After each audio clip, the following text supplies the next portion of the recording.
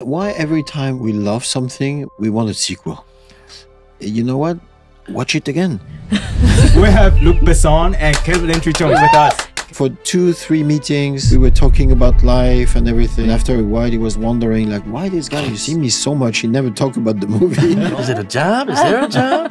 My only concern was there were going to be real dogs or CGI dogs. You're excited to work with real dogs. Oh, 120 dogs. As an actor, it means there's a real connection that can happen, you know. And so once he said that, yes, kidding me? No, real, all real. You know, because we love the film. We love the film. Welcome to the KK Show. 想要脱单提升魅力，用武倍，想要展现霸气男友力，用武倍，想要成为全场最霸气的交换礼物，用武倍。五倍系列圣诞专属组合，只要2099起，全馆满1500，输入专属折扣码 I believe 1500，再送热感润滑液。12月31号前凭发票立即抽 iPhone 15 Pro、Tesla Model Y 超大奖，快到资讯栏点击Bailingguo专属连结。听说新品5倍鱼油是用5星鱼油，还添加了5倍对策专利成分跟玛卡，要不要去看看啊？用5倍。And we're really nervous. You guys are like Hollywood level. Yeah. And also, I've been watching your movies since I was little. So thank you to remind me how old I am. No, but seriously, see, I even got a copy of DVD. I brought it with me. What is that? Fifth Element? I don't know. I've never seen it. Oh, really? It's a great movie. You should watch it. The director had the same name.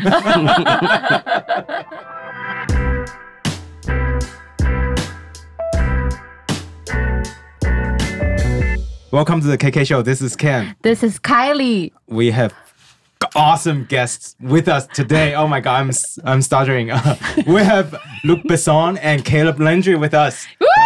Caleb Landry Jones. Sorry. I skipped your last name. I'm so sorry. Calm down. Welcome to the KK Show.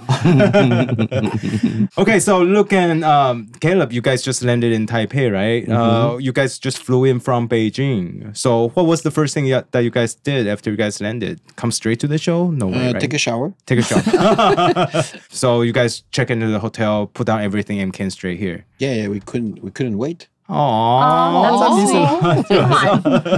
Do you really know who we are before we came here? Oh, they told us. Are you kidding? From Paris, we know. We have a little KK show, and I see your picture of you, like, hey, like this, and you like, hey, like this. Yeah, that sounds like us. That sounds like us. So are you guys going to any other city? Is it like a world promo trip for Dogman? As we can, because he's working and I'm working too. But we did already a couple of countries, probably Korea in January and Spain also. Oh, so wow. US in March. Oh wow! Yeah. So it's not actually premiering at the same time around the world. It's different. No. We follow the movie. Oh, It's not Disney or Warner Brother where you have the world tour and no. We follow the baby. You know, country by country. It's a movie. It's a very fragile movie. Yeah. That we care. It's not a popcorn film. Yeah. Because like this movie, I watched the trailer in the beginning. I thought it was a superhero movie, right? But as I watched it, I was like, oh my God, this is actually, like you say, a very fragile movie. And Caleb did such a great job. Like during some scenes, I cried a little bit. I was like, oh my God. Just a little bit? I cry like crazy. No, I was trying to, be strong in front of Kylie. I know, because I never really That's the cried, great thing about the cinema. It's so dark. You have the freedom to, if you sit in the front or the back, to bawl your eyes out. That's true. Yeah, we were watching in the office. It was all light and bright. Yeah, it was very bright. We were in like the office taking to watch it. notes. Yeah, we were taking notes. We were like, oh, this is what happened. And as I say, this in the trailer, it did look like a superhero movie. So look, when you also wrote the script yourself, right? Yeah. So when you write this movie, did you imagine it as your version of a superhero film, a different take? It depends on the definition of a superhero. I never believed a superhero is a pink tide, floating in the air around New York. For me, it's ridiculous a little bit. So that's not a superhero. A superhero is someone like you or me who do something extraordinary to save people, to help people. That's a superhero. Yeah, an ordinary person doing extraordinary things. Exactly. So in this sense, Douglas Dogman is a real superhero because we think he can't do anything, and but he's helping a lot of people. Yeah. But how did you come up with the idea in the beginning, though, to write the script? I just wrote an article in the newspaper about this father who threw his kid, age of 4, threw him in a cage for 4 years. Oh. And not only one story, many stories around the world. And I was in shock to hear that. So that's not the movie, but it's just the base. Because the real movie is like what happened to this kid. Yeah. When he's 10 years old, 15, 20, 25 years old, what he became. Does he become a monster, a villain who wants to avenge or wants to everyone to suffer because he suffered? Yeah. Or does he learn about suffering and then suddenly he wants to be good and he wants to help the other? And it's the choice that everyone have. Everyone suffer, everyone knows suffering, but what are you doing with it? Are you became somebody better or somebody worse? And it's a message of hope for people. Say, you know, if you suffer, we understand, but you know, try to keep it. You know, try to be better. Yeah, I think it's pretty interesting that you picked the superpower of having a lot of dogs, being able to communicate with the dogs, and Caleb was playing the main character of Dogman. So I feel like you didn't really convey clearly how you used the superpower to communicate with the dog. Did you imagine how you talk to the dog? Because dogs were like well-behaved and know what you want, do whatever you want them to do. Do you think you control them telepathically? That's in the movie, you know. That's after it's been cut. It's been put together and very meticulously. Because the dogs were like doing everything that you wanted them to do. Like attack the enemy and Not agree with you. Not agree with us? No. They're just smart and they're very sensitive. They have a better connection with nature. So, you know, like her earthquake, for example, animals feel the earthquake a few minutes before us. Oh. They know. So the connection you have because they feel Douglas. Oh. And when Douglas is in danger, when the guy from the insurance come, they feel the menace of the guy. So he's not saying anything. He just give a signal and they know what to do. So it's more like the dog sense the environment. And he sense also then it's more you sense about what they're feeling. Sensitive. Just sensitive. Yeah, it's just sensitive. Oh, I so see. the dogs make their own decisions. So whatever the dogs do, it's not Douglas's fault. You are not held responsible. You're not really responsible for the dogs. You're not coercing them to do anything. Yeah. Like stealing stuff from a rich family.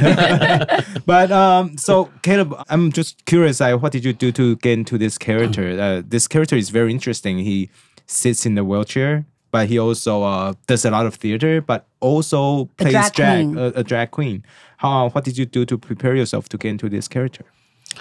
Well, I wouldn't say he plays a drag queen. I'd say it's a extension from what we see in the beginning of the film, which is this idea that Selma, one of the characters, teaches Douglas that through the power of acting, through Shakespeare, he can be anything, that he cannot be confounded to the reality that he's in, which is very limiting. And I think for myself, there's a lot of that as well. Acting allows you to feel things that you might not allow yourself to feel in real time because you're afraid of these feelings or this vulnerability or this anger or this fear. So when it comes to getting the job at the cabaret, it's for Douglas the same thing as it was as a child. He's getting a chance again to become something else and to forget himself. And for Douglas, this is freedom. This is life. This is the ability to get to breathe in a kind of way. And it's also an ability to take something which no one else knows about and bring something to the public, to the people. So for Douglas, it's the one day a week where he gets to live and then forget his own problems. But as far as preparing for the role, Luc and I spent months beforehand going over the script, getting to know each other better, discussing our pasts, our likes, dislikes, music, everything. And Douglas, and it's very rare that the director is with you in this kind of way, almost holding your hand step by step and leading you through where you're going to go. But then also he has this ability to give the actor room too, for the actor to get to find it for themselves, which is, I think, very, very important because it leads to a stronger performance when you discover these things for yourself in your own way. He gave me so many things to take. To me, which ones I gravitated towards, what I could use, what I couldn't use. Very much like when you see the film, and the film has many things to say, and you take what you will from the film independently from everyone else, and for you it belongs to you, in this kind of way. And he gave this to me in that kind of way too, play this role. So it sounds like Luc is having a really good temper on set. So you never yell at people, and because we heard that in other interview, you're claiming that you're a good communicator. So is it true? On set? On set? No, extremely. He's a problem solver. And every day there are problems, especially with 124 dogs. That many dogs? Yeah, no CGI. It's all real dogs. All real animals, yeah. Wow. So there were problems every day, much less the actor forgetting a line or, So dogs were more professional than actors in general? No, just like maybe the dogs was probably causing more trouble during the shoot, or what was do it they like? always What was it? Because I follow can't imagine shooting with like 120 something dogs. Yeah, they have like different mood. They're hungry. And how many takes do you have to I know get it's for a certain giant shots? mess every day, all day they're long. pooping and everywhere. Everything. It's like everybody quiet on set. Yeah, but you have to organize that. Like, for example, there's a scene where he's reading Shakespeare. Yeah. And all the dogs are very calm. Yeah. So you send the dog to the park for 2 hours, and then when you come back, you give a double portion of food. Oh, I see. Make So them they having eat a food lot, so coma. they're like, ugh. And now they calm, and then you can shoot. So you just have to, figure out, how to. Wow. It sounds harder do than it. shooting with babies. Yeah. Yeah, because we probably. interviewed a director. She was shooting with a lot of babies. And how many she's like, babies? 124. No. Just like, I think just like 2 babies. They have I think they have some spare babies too, yeah, right? she had to have spare babies just to change because baby can work overtime, right? In case one fall. Just in case you drop one. Why don't drop the babies? That's why twins come in very handy. Oh, shit. So are you a dog person, Caleb? I wouldn't call myself any animal person. I love animals, My first animal that I ever met was a cat that followed me home. And the second animal I ever met was a dog.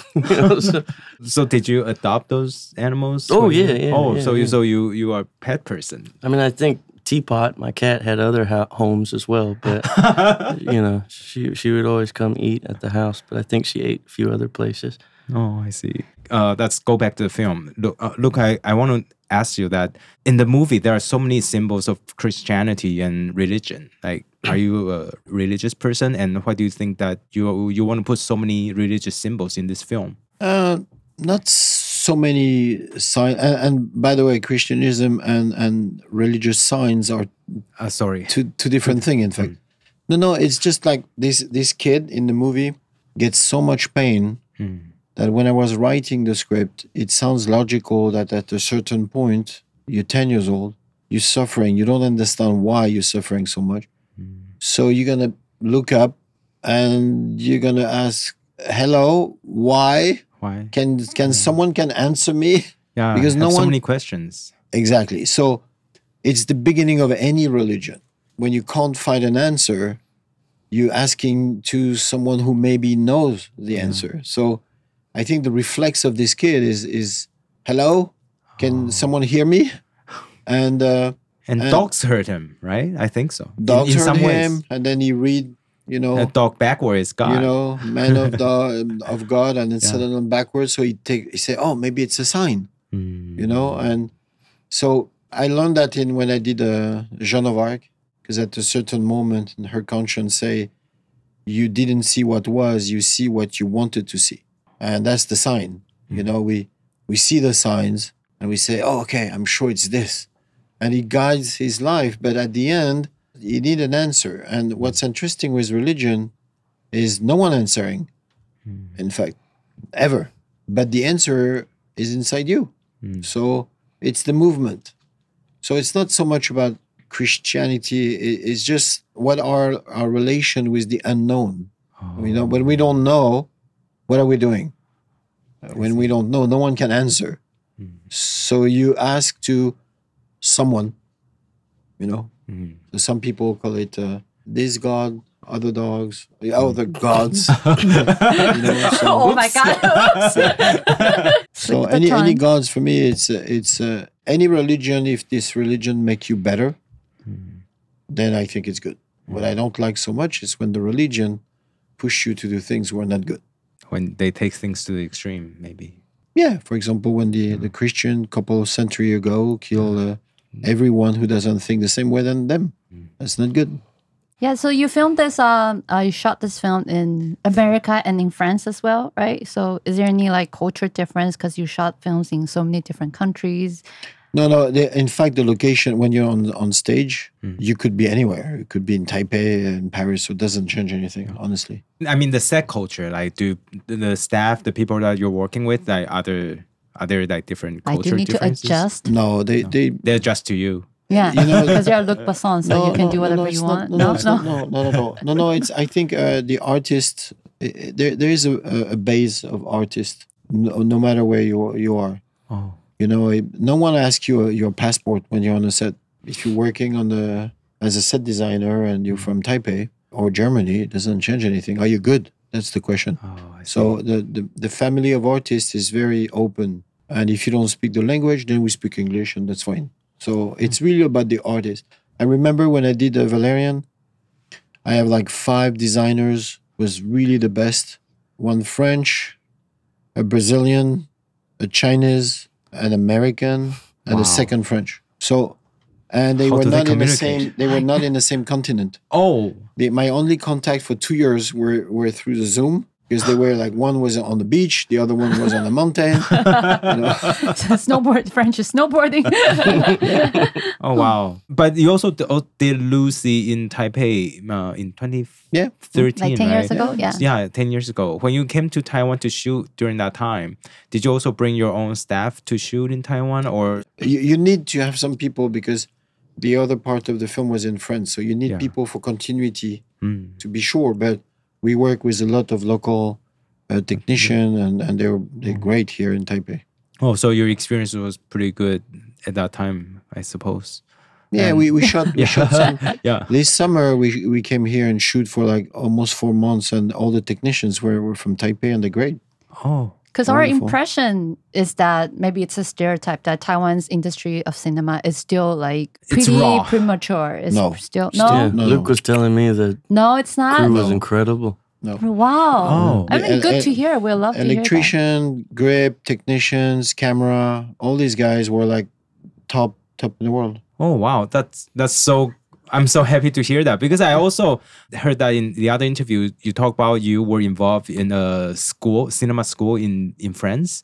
Escola de la... Sorry, I don't speak French. Why did you even try? Why did you even try? Don't try. Hey, look it up. Yeah, he didn't try. I'm School sorry. of the city, maybe? Yeah, L'école I'm so de la sorry. cité. L'école de la cité. School of the city. We School of the won't city. repeat that, but Well, thanks. thank you for pronouncing it for me. And I think it's so great because first of all, you say the tuition was free, and it's like there are so many sound stages right next to the school, so the No, students it's literally like it's incredible. Europa Corpus over here in the school is just right there. next. Yeah, Oh, Caleb, yeah. you also visited the school. Damn. Wow. We're so jealous. We hope we can have something like that because it sounds like the school, it's like closely tied with the industry, and students will be can have a able lot to of learn. practical But experiences. I have to be honest. I've seen like 30 years ago, I went to Australia, and that's what they were doing. You have like some sound stages, professional sound stages, and they put the cinema school next to it. So when the stages are free, the student can go and make some use short film. Damn. And I thought like, oh my God, that's brilliant. So, we did the same thing. So it's not my idea. So you didn't pioneer it. You put a lot of effort because I saw on the school website there were a lot of other big television network from Europe were also involved, like Canon. Yeah, Canal. Yeah, and they Fox Yeah, also. a lot of people put their effort into building this Because I'm school. sure it costs a lot of money too. Yeah, 'cause and it's free. How can you have the tuition B0. How does that work? Like not charging any tuition to the students? Because I think there's many schools in France who are very good. But you need to be to a certain level, which is bachelor plus 2 years. And there's some kids, they don't feel good at school and they stop, to study. Before that, they're 17, 18, and they don't feel comfortable in a circuit, in a normal circuit. So we lose this kid. Yeah. Doesn't mean they're not good for movies, but they're not good for the system. So the school was just this little niche just to grab this kid, and they come every year. It was like 6,000 students, and we don't take their name. They just have a number, and we have a big, huge concours. I'm so sorry. I learned French for 3 years and nothing. Is that like a big classroom or no? Or It's not the race, but it's competition. Oh, I see. And you just have one number, so we don't know where you're from, what you study, and then we go from 6,000 to 600, and then from 600 to 120, and the last day we go from 120 to 60, and then the 60 they have 2 years of free school. Oh, I see. So it's not like anyone open to everyone, like not like we can go and get free. It's like elite, the best of the best. It's open to everyone. Yeah, in fact. But you have to be good. You have to be good. I just remember there's a courtyard where the kids can take a break, and there's a ping pong table. Yeah. And I just remember after lunch or something like that, while at the over there, going over smoking a cigarette by the courtyard and just looking at all the kids, going, "All right, now who's gonna do what?" And I hope they realize how great they have it. So Caleb, it sounds like did you have a professional acting training? Did you go to like a theater school? No, I did some theater in high school. So that's about as professional as it got. But you were involved in so many like great movies. I felt like school, for one thing, was very, very expensive in the States. You either have to have incredibly good grades, which I did not, or you have to have a lot of money, which I did not. So I abandoned that idea, and I found auditioning, the audition process, to be a school in its own, in a kind of way. Auditioning is where I felt like I was learning to trust myself, learning Oh, wow. Something, Oh, so how many auditions did you do before you first got your role in No Country for Old Men then? Well, that was a really long time. I'm so sorry. That was like 2007. I was really lucky. That was my first audition, and that's kind of a one Your in a first million. audition and got a role in No Country for Old Men. Yeah, but then I saw the movie and I thought, come on, what are you talking about? I saw the movie and I thought, man, that's a perfect movie except for that chubby kid at the end. That kid ruins and Javier Bardem's doing so good. Why did they let me, But from doing that and getting that part, I got to see how small everything, how the camera picks up everything, how everything that I thought, how it worked was so wrong. And I had to forget everything that I thought I knew about acting for the most part, except that there is something about letting go, and there was something I was already doing that I still do to this day, whatever that is. But yeah, so I think it's just a process, and as you audition for more jobs, you get asked to try this character, you get asked to try this character, and you take those opportunities to do the best you can do. You treat it as if you're making a movie, and if you don't get the job, hopefully you've made them go, "Whoa, who was that guy? He's not right for the part, but whoa, that was incredible," and so that's been the acting school, has been trying to get a job. Yeah, I heard that you actually rented a wheelchair in Paris just to move around. I bought one. You can't rent one. You can't give it back at the end. Is it sponsored by the production company? Or you I left it in Paris, though. I didn't bring it back to the States with me. Well, it must be pretty hard to get around Paris in a wheelchair. Yeah, I abandoned it pretty fast once I tried. But when I did give it a go, a cop helped me over here. Another cop didn't help me over there. Some lady kept staring. It did show me some. Nice? Like in general, with people in Paris? Actually, nice people were a lot more helpful than I expected. And in Paris, there was quite, I think because the streets are so bad, they're so rocky that a lot of folks look at you and go, get them across, you know. Yeah, but you talk about letting go, you know, when you are playing an actor, you know, being vulnerable. And the character that you're playing this time, Douglas, is a super, in my eyes, like as vulnerable as you goes in certain parts. How do you trust Luc to be there to catch you? Easy. What did he do to make you trust him? I'm so curious because it's a very vulnerable and very emotional film, and to be in that state. But it comes down to who he is. He respects the actor. He respects the people he works with so much. I don't know how to explain it other than it's so easy to go with him, to trust him, and it's fun. I felt very much a love from him. I felt a respect from him, and I felt the same excitement and the same curiosity that I don't know. It's just easy in this kind of way. Caleb said all the good things about you. Look, you never yell. You never. No. Nothing to complain. When things need to be corrected, they get corrected. No, I think it's when you have conscience that the most difficult job is the one in the frame. You know, inside the frame.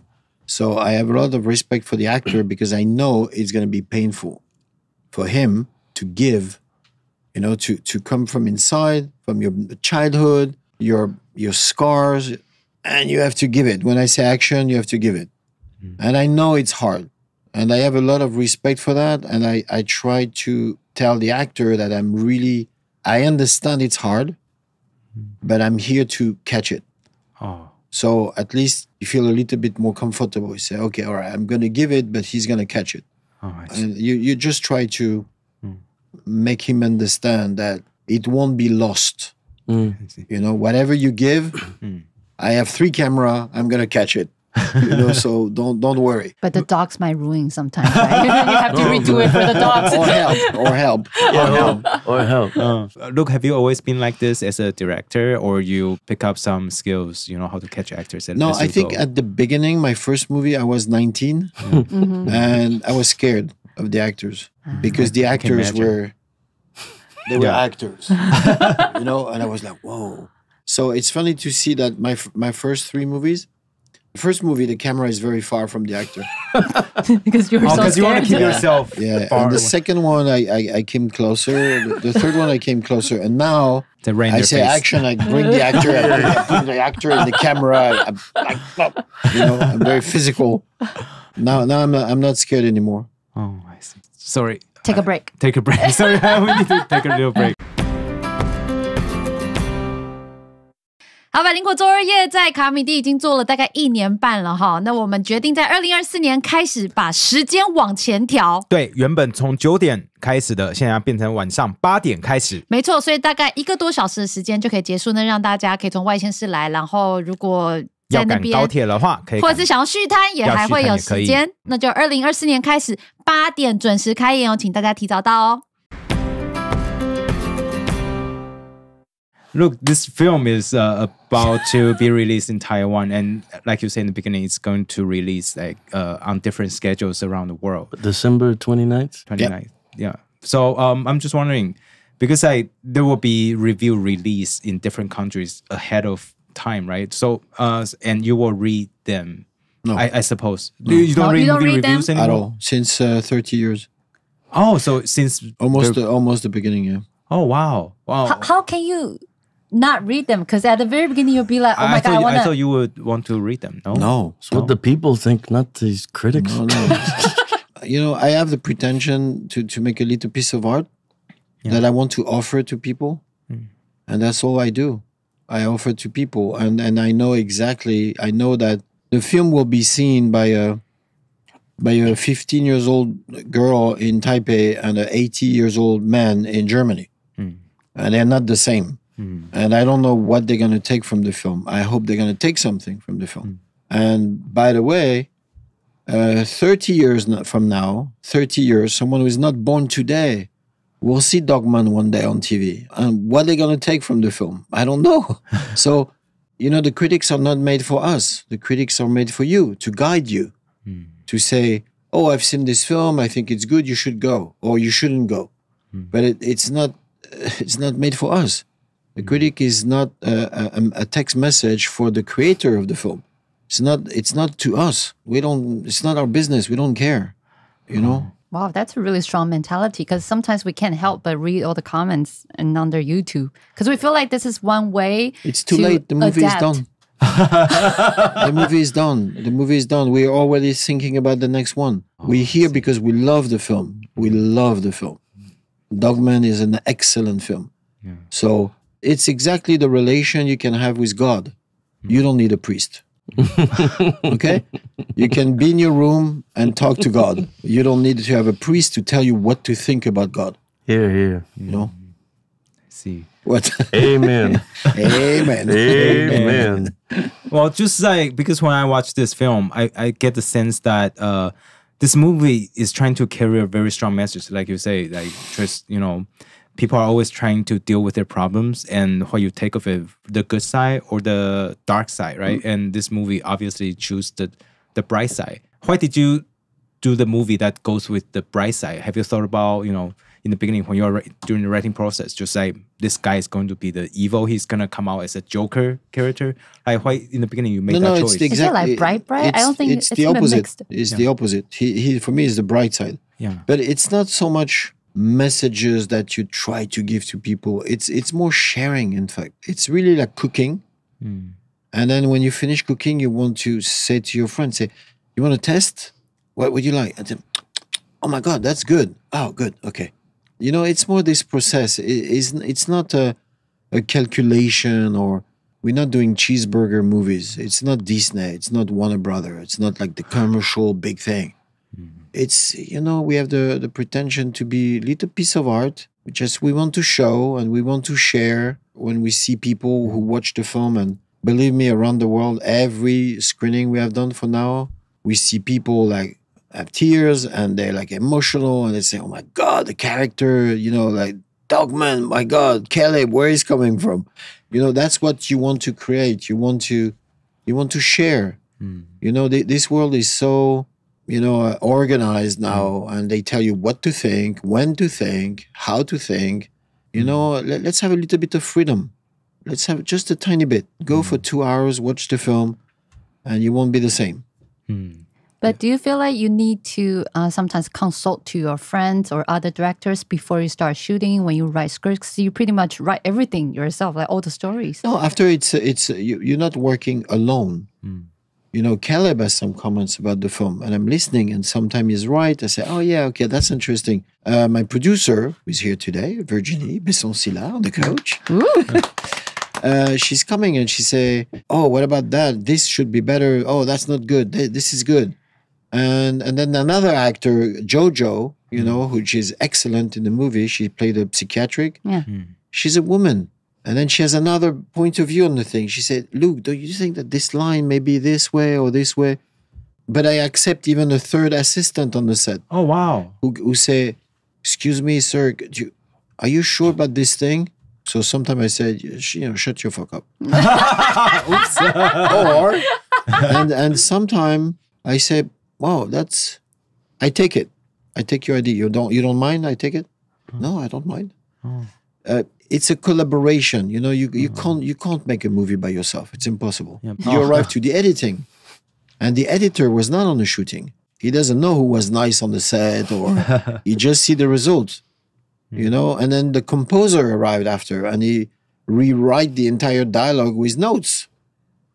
So yeah, it's really a collaboration. You can't do it by yourself. Yeah, because not a lot of artists, well, not all the artists are willing to share and open their canvas to everybody to put their. So they should do paintings.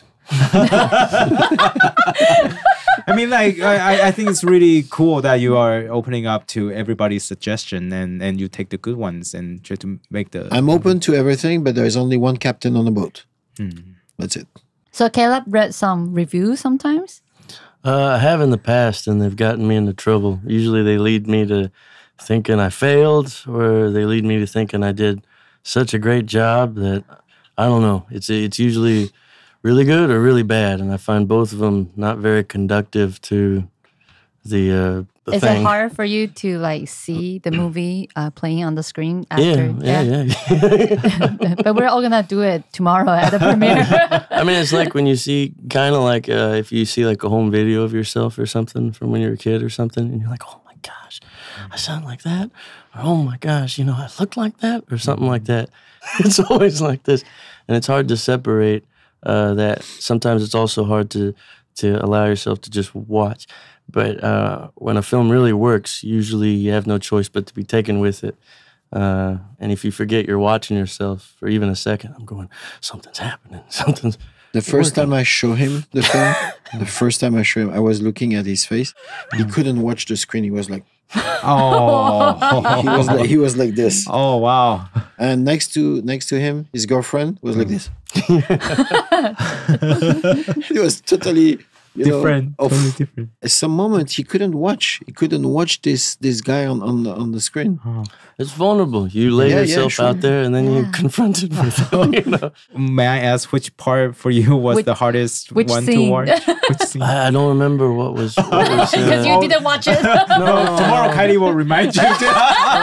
The second time when I got to see it in Venice, I was able to separate a bit. And I think because I was on another job as well, and I was freaking out about that job, I was kind of in a position where I took the film and was very moved by it, and in awe once again of these 124 dogs and how it just really looked seamless, and was just taken back by what we'd all done. What I remember the first time Was different. It's the first scene when the psychiatric, the woman arrived, and the first meeting, the two, when he turned and he has the makeup everywhere like this, and blood scars, everywhere. That was the big shock. Like he was like this. Oh, That was a wonderful shot. yeah. But it was a shock. Because when you see it, it's like 6 months after you have done it. So he forgot a little bit. Yeah, a little bit. And you lost so much weight, right? Lost some weight. Yeah. Were you forcing him to lose Oh, weight? yeah. How did you lose weight? Stop no eating? bread and dairy for a while. That really helps. And I don't exercise, so going from 0 to 100, that helps a lot too. Oh, damn. Just in the beginning, how did you guys meet up for this project though? Who approached whom, or just through a casting Ran call? into each other at a circus, and no, I'm teasing. I mean, wow, it fits the film. No, I watch a little picture. For a big role like this, 50% it's the first thing is physical. Can I believe that this guy can be Dogman?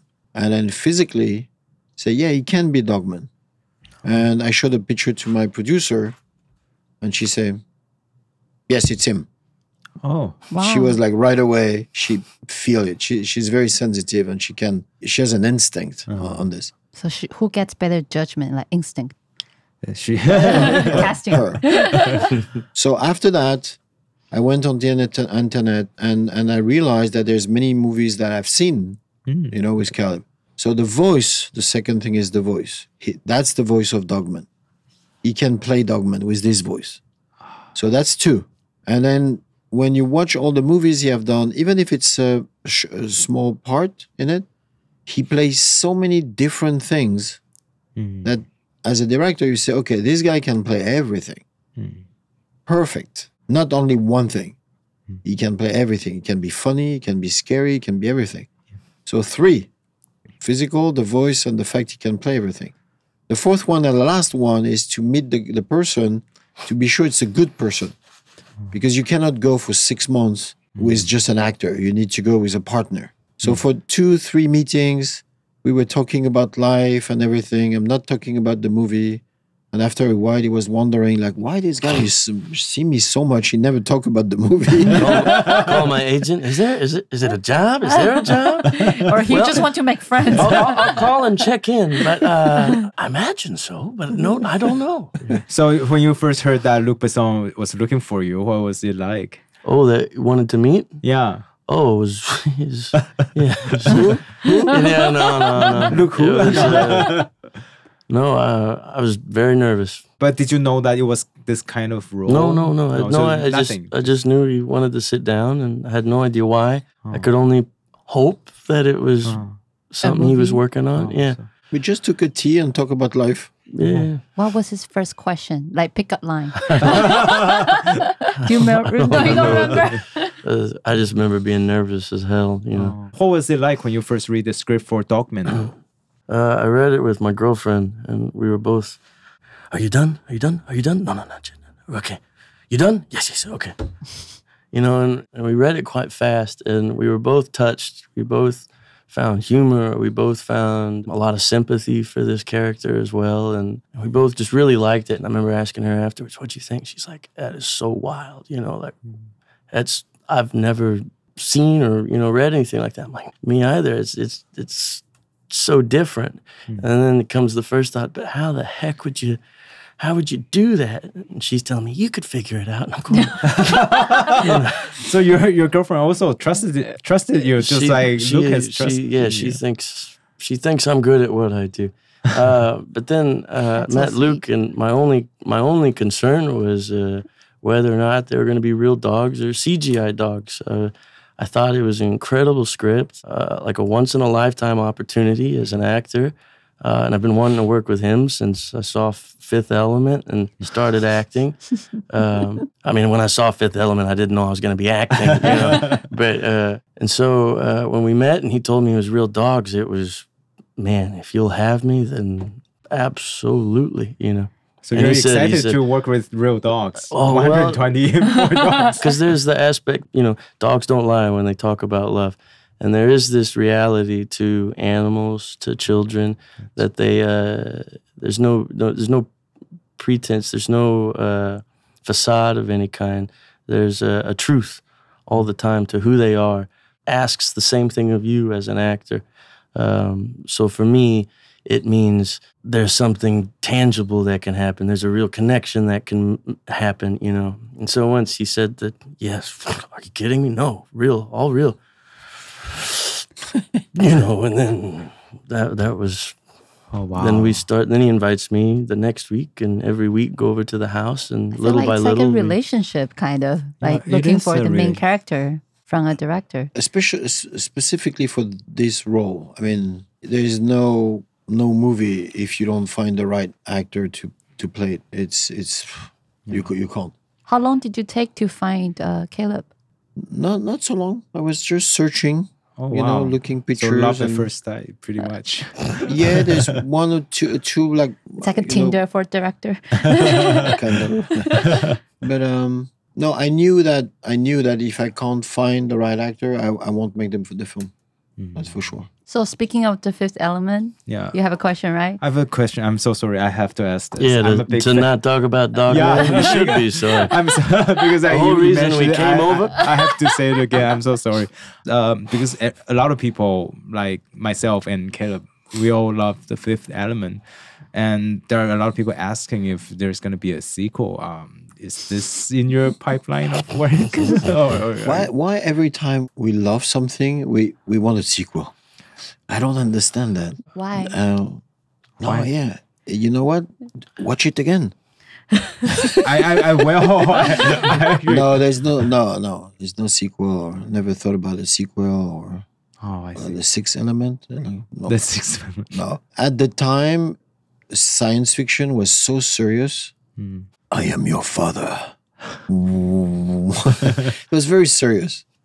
And I wrote The Fifth Element when I was 16. And for me, sci-fi future, why it's not funny, why it's not clever, like full of colors and, you know, stupid moments and things. And space opera. Right? Yeah. So, and I was like young enough to be, and so crazy enough to go on this adventure. You know, like, probably no one will dare to do today. But, yeah, that was that was just the movement. So it's a moment. I see. You know. And now you are working on something else, or always. It's always after Fifth Element. I did Joan of Arc. which has nothing to do with the, Yeah. the thing. But what's the point to do the same painting over and over? You know? Since we talk about space opera, like I feel like movie is also a big part of in a lot of your films. Like also in Dogman, music is very important, and because also in the cabaret club, Douglas also sing, right? Well, not sing, but perform on stage. How do you choose the kind of music or what kind of character that Douglas was going to be on stage? No, You know, there are so many great singers. Yeah, but how many of them don't move? Yeah, because Douglas is a person with wheelchair, right? The process is not like, which song we will take. In fact, it's the script. The script is he's in a wheelchair. He met a teacher, a drama teacher. Yeah. He understands that if he plays somebody else, he can forget himself for a moment. So that's what he wants. He wants to play. Yeah. Okay, so now they propose him a job. What kind of song he can play? So the only performer that he can play is someone who doesn't move. Edith Piaf never move. She's always like this, a little bit, and that's This it. way. So he can play Edith Piaf. Can he play Charlie Chaplin? No, he cannot. And then now when you have Edith Piaf, you look at all the songs and you try to see the lyrics. What lyrics resonate with the situation of the script? So the song come at the end, in fact. Oh, I see. You know, it's you need to have a good reason to choose this song. It's not just like, oh my God, I love this song. No, it's the process is way deeper. And then we feel like you're always like working, either like filming or like promoting or like writing scripts, or production. creating production. So is Oh there no, any I don't know time you take a anyone break? that works. Is that hard? Yeah. Yeah, you don't take breaks. What do you do for hobby to leisure. de-stressing? Making movies is distressing. No, Yeah. No, it's true. It's true. When you're in the middle of making a film, you're forgot- alive. Yeah, you're live. You forgot everything. You forgot the real problem of life Yeah. because everything is fake. Yeah. so I feel like it's like really romantic to like film at the end of the life and like No, die I think on spot. there is also maybe something like you find in sports. You know, when you do like a tennis game, for example, and then for 2 hours you don't think about anything, and then you're sweating and you want to win. You know, there's this kind of like energy and making An a movie. excitement. Yeah, The excitement. The sport's movie is only the 2 same. hours. Like, making movies like months. No, it's 8 hours. And then 8-hour day. I'm teased. No, but there's the same, you know, like at the end, in fact, you just have a movie and it's a DVD that you put in your shell. But it's a good feeling. You know, I love sometime, like my son, for example, is 17 now, and recently there's a movie that he can't see and he wants to see a film that I've done, and then we take the DVD, watch the film, and you know that it's alive all the time. Does he want to be a director just like you do? Yes, unfortunately. You're trying No to talk him out of doctors it? in the family. We have one singer, one actress, one director, one photographer. I mean, I wish we could have a cook or a doctor, but we don't. No, but it's true. There's something about when you're making a film, you're solving a puzzle in a kind of way, and it's just, I don't know, it's the best puzzle I've found, you know. And music has been a little bit like that, but music is more by yourself for me. But with a film, you have to work with everyone, and it all comes together because of everyone. And it's, you do your part, and I don't know, if one person goes down, the other person goes down, like some dominoes or something, you know, and we're all looking to the same captain, you know, to lead us through the water. But this solving these problems is, I can't tell you how much fun it is, because when you get something finally that you know you're needing to get, and he's satisfied and stuff, you're like, yes, we got it. All right, so that means the next bit, oh my gosh. And then it's really exhilarating when you find those things.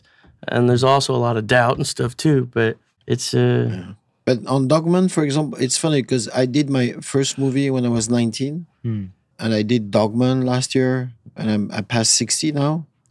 And I have this excitement, almost like, okay, now I know a little bit about my work and about what I can do. And I really have the feeling on Dogman that I put all this knowledge of like 40 years at the service of this story.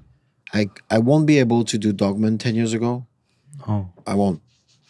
Dogman, for me, at my level, it's really the best I can do. You know, so even some people won't like it, some people will love it, but personally, that's my best job. I know. It's really like, I remember all the mistakes for the last 20, 30, 40 years. Yeah, I was wrong here. And like, you correct the thing. And I was very full of energy. And I really have the feeling to do my first film. Oh, wow. For the entire, it was like every minute, with Caleb, we were like connected, and every moment, every lines, every... So this is a rejuvenating process for yourself. Yeah, and I think it's the only way to make a movie. It's to start the movie thinking, okay, that's the first one and the last one. Do your best. Like everything you learned for 40 years, put it in. Don't lie. And otherwise, I don't go. Because I heard in an interview that you say when you first started to get into the film industry, you just like pack up your bag and went straight to Paris, right? And then you just knock on different doors and try to get in. And first you were just like a grip or the person who are making sandwiches. But you say, I just want to be the best at making sandwiches and people will remember me. And I just think it's so cool that after 40 years, you're still carrying the same mentality that everything, just do it to the best that you possibly can. But also it's this... and put it out to the world. Also, it's this, so often, with any job, there'll be something that needs doing, and someone else will walk by it and not do anything about it. And you tell the person, someone, hey, why isn't that, shouldn't that be like this, or da-da-da, doesn't that need to be fixed or something? It's not my problem, it's not my job. And they go over. And Luc is someone that he will go and fix the thing even if it's not his job. But it's this mentality, I think, that, no?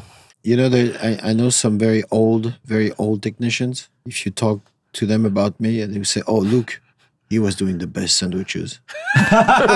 They still remember. And you know what? It makes me very proud. Aw. Yeah. Aw. Yeah, so we want to hear a little bit about your next project. Like your company is shooting another film in Taiwan, right? Oh, really? Is there something? No. Oh my God. According to the news, That's the news. Oh my God. Yeah. So is there any like stuff that you can share right now about your next project? No. No, it's you're in the kitchen cooking. Stay in the room, wait for enjoy the music. You know, smell good. But you know, when it's ready, we come and we show the thing. It's always hard to talk when you're doing things. It's way easier to talk when the things are done. You know, like Dogman is done, and we are like not promoting. In fact, we're following the movie because we love the movie deeply. That's all. Yeah. Well, I love the movie, and I think this is just a very different kind of film that people haven't seen in a really, really long time. I kept going back to the word superhero, but I know that you probably... No, you're right. No, you're right. Yeah.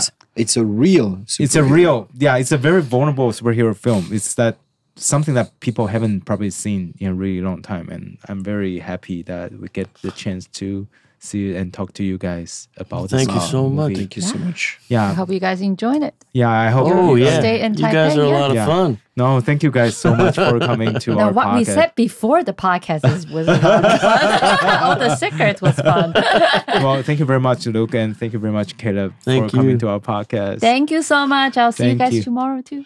Yeah. Thank you. At the premiere. Yeah, with the premiere. The premiere. Yeah.